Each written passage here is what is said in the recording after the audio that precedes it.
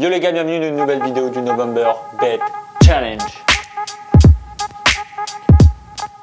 Alors les gars, j'ai retrouvé le sourire tout simplement puisque si vous avez vu le live d'hier soir assez tard, on est passé avec la série de lose de moins 35% à plus 31%. Oui monsieur. Alors là tu vas me dire comment est-ce possible d'être passé du négatif au positif et tout ça en une seule soirée. Alors je vais tout réexpliquer, je vous l'ai dit si vous avez vu la vidéo du live, mais c'était vraiment une vidéo vite fait faite avec mon téléphone, donc je voulais remettre ça au clair. Bon alors je vous explique, début de semaine catastrophique puisque on enchaîne les défaites journée après journée et vraiment j'ai l'impression que la poisse nous tombe dessus. On descend donc d'une bankroll de plus 10% à moins 35%. J'ai enchaîné je crois 4 défaites d'affilée, donc au bout de la quatrième je vous avoue que j'avais le moral bien dans les chaussettes puisque ça prend quand même du temps à faire les vidéos et les analyses tous les jours et là les résultats n'étaient pas au rendez-vous, donc forcément le moral en prend un coup. Et donc étant donné que ce mois de novembre était quand même pas des matchs super normaux, donc j'avais décidé de mettre en pause. J'avais fait une vidéo qui s'appelle pause et donc je tourne cette vidéo, je dis que je fais une pause et au moment du montage je regarde un petit peu les matchs qu'il y a dans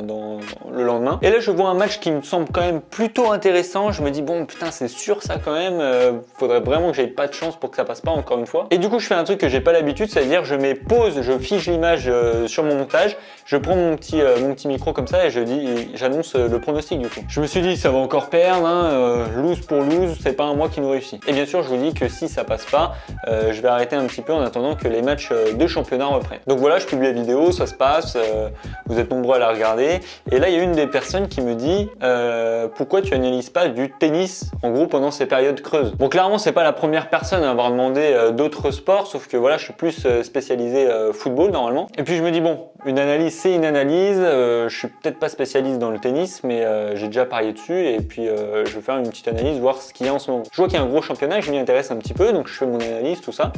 Et je me rends compte que le match du jour qui opposait Zverev contre Sok, il y avait une cote qui me paraissait absurde. En gros, Sok avait une cote à 1,45. Au tennis, c'est énorme. Alors que pour moi, il était favori sur ce match-là. Clairement, j'ai l'impression que les cotes se basent surtout sur le championnat, enfin sur le classement ATP. Et du coup, là, c'était un petit peu faussé. Et du coup, je me dis, tiens, il y a un petit coup à jouer. Et même s'il gagne pas, je me dis, ça sera au moins serré. Et donc, il y aura au moins 3-7 dans le match. Une cote à 2,05. Donc là, pas le temps de faire de vidéo. Je me dis, tiens, je vais le publier sur Facebook. Donc, c'est pour ça que c'est super important de rejoindre le Facebook. Pour rappel, Damien MP, tous les liens dans la description. Donc je vous publie ça, vous êtes plusieurs à le liker, donc vous l'avez vu. Et je me dis niquer pour niquer, je mets 40 € sur le prono 3-7 dans le match, une cote à 2,05 et 10 € sur Sok gagne le match, une cote à 2,45. Bon bref, la petite soirée se passe, les matchs se jouent assez tard et ça me sort un petit peu de la tête, j'avais pas de vidéo à faire, donc le soir ça m'a fait bizarre parce que là j'ai pris un petit peu l'habitude du coup de faire une vidéo par soir. Enfin bref, je me couche à peu près vers minuit et là d'un coup le téléphone vibre, fin du match du tennis. Sok gagne 2-1, donc là je suis juste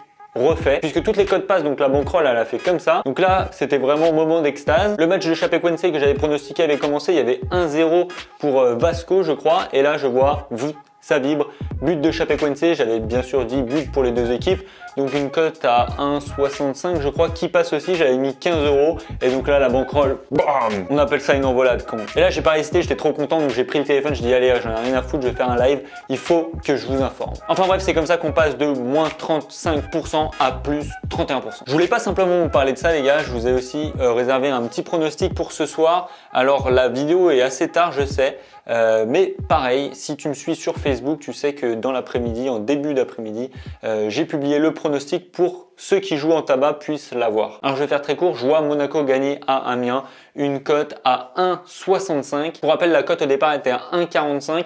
Moi je l'ai pris à 1,45, donc tant pis pour moi. Mais vous pouvez la choper à 1,65 désormais. Mais attendez, c'est pas tout, puisque je l'ai allié au match de Porto en coupe et je vois clairement Porto l'emporter. Ils sont ultra favoris à domicile, une cote à 1,15 et si on annule les deux, ça nous fait une cote à 1,89 et je mets 5 € dessus. Donc les gars, il est super important de rejoindre les réseaux sociaux pour rien louper puisque quand c'est comme ça, j'ai pas le temps de faire une vidéo et du coup, je vous publie tout sur Facebook et donc n'allez pas rejoindre l'ancien Facebook, c'est le nouveau Damien MP, les liens dans la description encore une fois. Voilà les gars, c'est tout pour moi, je suis grave motivé pour le suite du mois du November Bet Challenge.